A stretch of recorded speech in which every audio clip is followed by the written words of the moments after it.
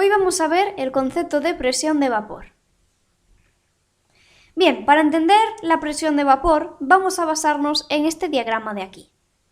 Si nos fijamos, por aquí tenemos un determinado recipiente que está cerrado, por lo tanto podemos decir que este recipiente constituye un sistema cerrado. Esto va a ser importante. Además, vamos a decir que la temperatura a la que se encuentra este recipiente es constante, una temperatura determinada.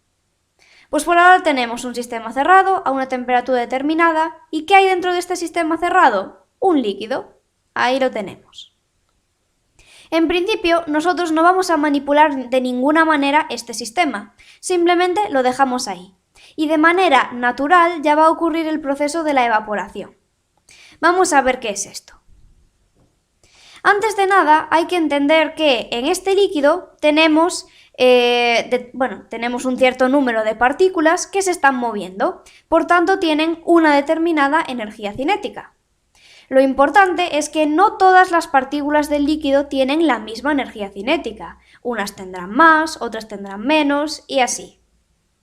Además, las únicas partículas que van a poder experimentar el proceso de evaporación son las que se encuentran aquí, es decir, en la superficie del líquido. Pues bien, para que se dé el proceso de la evaporación, deben cumplirse dos condiciones. Primero, la partícula a evaporar tiene que estar en la superficie del líquido, si no, va a ser muy difícil que se evapore. Y segundo, esa partícula tiene que tener la energía cinética suficiente como para vencer a las fuerzas intermoleculares del líquido. Estas fuerzas intermoleculares son las que se dan, entre las moléculas del líquido y permiten que la fase líquida se mantenga.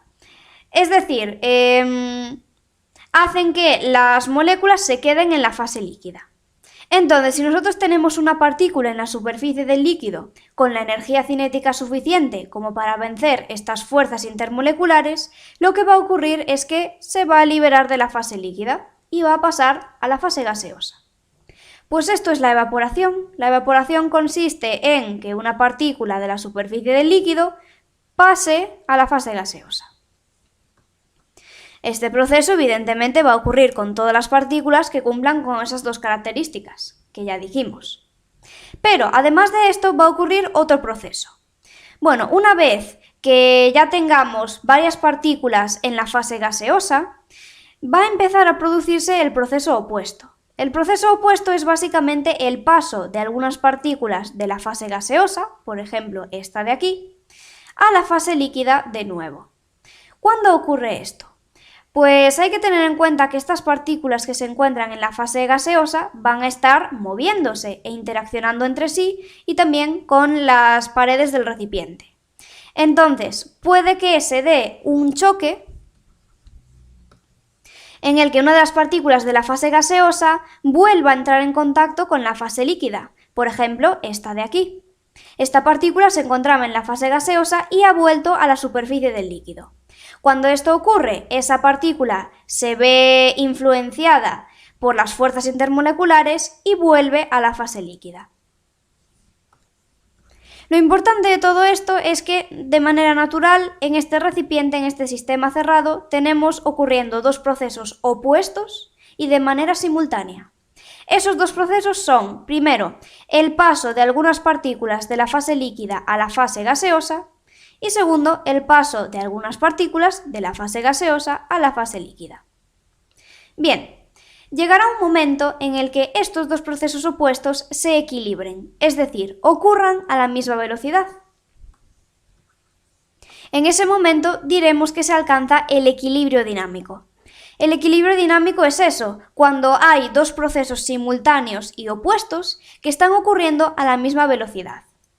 Trasladándolo a nuestro caso, ¿cuándo se alcanza el equilibrio dinámico?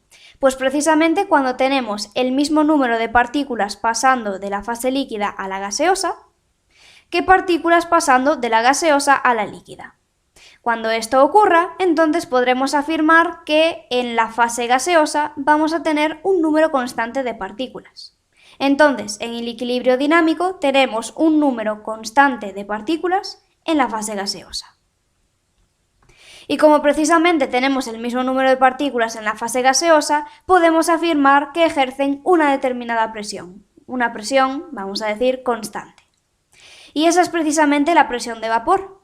Ahora sí, estamos listos para darle una definición. ¿Qué es la presión de vapor? Pues la presión de vapor es la presión que ejerce la fase gaseosa sobre su fase líquida una vez alcanzado el equilibrio dinámico. Ya está.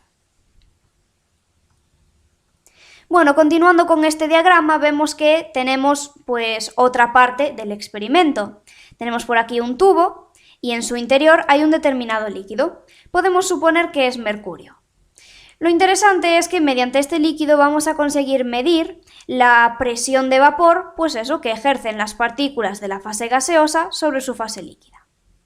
La cuestión es que estas partículas de la fase gaseosa también van a ejercer esa misma presión sobre este líquido, sobre el mercurio. Y lo que van a hacer es precisamente empujarlo. Por esta rama lo empujan hacia abajo y entonces hacen que en esta otra rama del tubo pues suba. Y midiendo la diferencia vamos a conseguir averiguar el valor de la presión de vapor. Pues ese es el concepto de presión de vapor. Ahora vamos a pasar a ver de qué depende la presión de vapor de un líquido. Pues principalmente de dos factores. El primero es la naturaleza del líquido y el segundo la temperatura. Empezamos con la naturaleza del líquido. Vemos por aquí la siguiente afirmación. A igual temperatura, líquidos diferentes presentan diferentes presiones de vapor. De aquí podemos deducir que la propia naturaleza del líquido, es decir, el líquido que estemos considerando, pues va a condicionar la presión de vapor que tengamos. Líquidos diferentes a la misma temperatura tienen presiones de vapor diferentes. ¿Y esto a qué se debe? Bueno, pues se debe a la intensidad de las fuerzas intermoleculares de los líquidos. Habrá líquidos que por su propia naturaleza tengan fuerzas intermoleculares más fuertes y otros que tengan fuerzas intermoleculares más débiles. Vamos a ver qué ocurre en cada caso. Pues bien, supongamos que el líquido que tenemos por aquí tiene fuerzas intermoleculares débiles, intensidad baja. ¿Qué ocurre en ese caso? Pues si las fuerzas intermoleculares son débiles, quiere decir que las partículas van a tener mayor facilidad de vencer a estas fuerzas y por tanto pasar de la fase líquida a la fase gaseosa.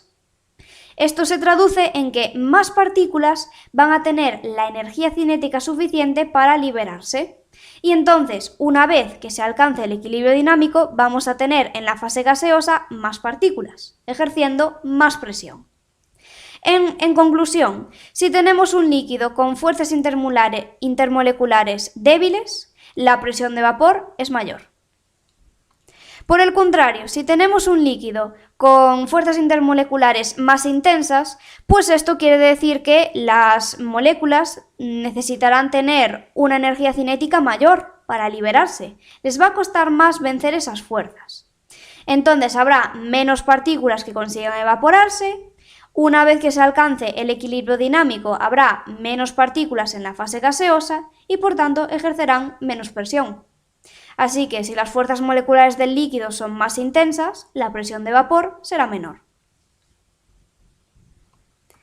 Vale, este es el primer factor del que depende la presión de vapor. Ahora vamos al segundo. El segundo factor dijimos que era la temperatura. ¿Cómo afecta la temperatura a la presión de vapor de un líquido? Pues vamos a analizarlo. Tenemos este líquido y le aumentamos la temperatura, lo calentamos. ¿Qué va a ocurrir entonces? Pues a ver, es importante saber que cuando calentamos un líquido lo que hacemos es aportarle energía a las partículas que lo conforman. Si le aportamos energía, bueno, será realmente energía cinética, pues eso, las partículas del líquido tendrán más energía cinética y por tanto más partículas conseguirán vencer las fuerzas intermoleculares que las mantienen en la fase líquida. Más partículas entonces van a conseguir pasar a la fase gaseosa y una vez que se alcance el equilibrio dinámico tendremos una gran cantidad de partículas en estado gas. Estas partículas van a ejercer más presión, así que podemos concluir que la presión de vapor será mayor. Eso es lo que vemos básicamente por aquí. La presión de vapor depende de la temperatura. Para un líquido, la presión de vapor aumenta a medida que la temperatura aumenta. A más temperatura, más presión de vapor.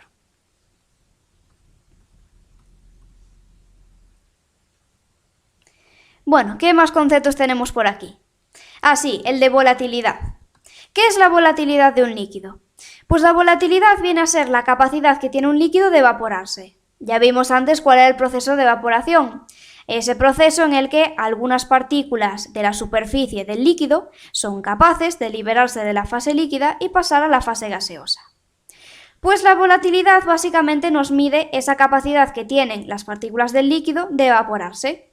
Líquidos más volátiles podrán evaporarse más rápidamente y con los líquidos menos volátiles pues pasará lo contrario. Se van a evaporar menos partículas. ¿Cómo se puede relacionar la volatilidad de un líquido con la presión de vapor? Pues esto realmente tiene la misma explicación que cuando analizamos cómo influían las fuerzas intermoleculares del líquido en la presión de vapor. Está claro que líquidos con fuerzas intermoleculares más débiles van a ser más volátiles. ¿Por qué? Porque tendremos más partículas capaces de pasar a la fase gaseosa. En conclusión, líquidos más volátiles van a tener presiones de vapor más altas.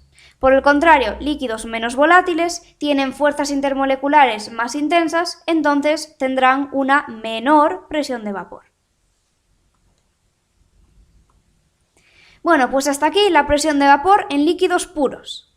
Ahora vamos a ver qué ocurre cuando tenemos una disolución. Para ello tenemos este diagrama en el que comparamos la presión de vapor de un líquido puro con la presión de vapor de una disolución.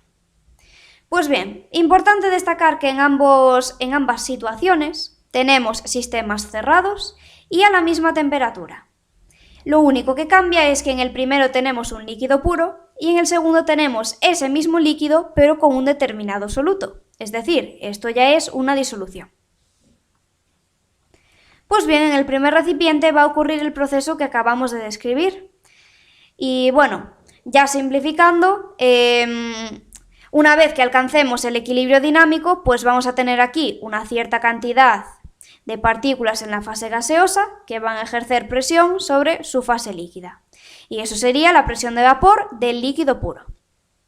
Ahora, ¿qué ocurre si a ese líquido le añadimos un soluto? Es decir, creamos una disolución. Pues vemos que ahora, entre las partículas del líquido, va a haber partículas de soluto, dificultando el proceso de evaporación. Simplemente por tener ahí partículas de soluto por el medio, a las partículas del disolvente, es decir, del líquido, les va a costar más evaporarse. Entonces, en la fase gaseosa vamos a tener menos partículas que por tanto van a ejercer menos presión. Y esto se puede generalizar pues, para todas las disoluciones. Siempre va a ocurrir que la presión de vapor de una disolución es menor que la presión de vapor del líquido puro.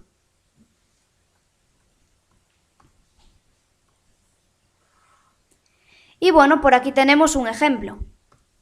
Podemos comparar la presión de vapor de un líquido puro, en este caso agua, con una disolución. Hemos hecho por aquí una disolución de azúcar en agua.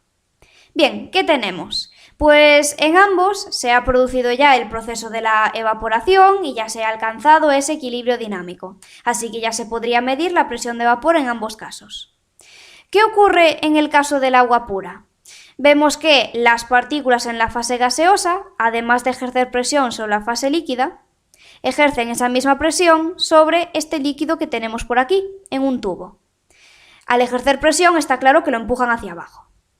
Pero ¿qué ocurre? Que en la otra rama del tubo va a ocurrir lo mismo. También tenemos partículas en la fase gaseosa que ejercen una determinada presión.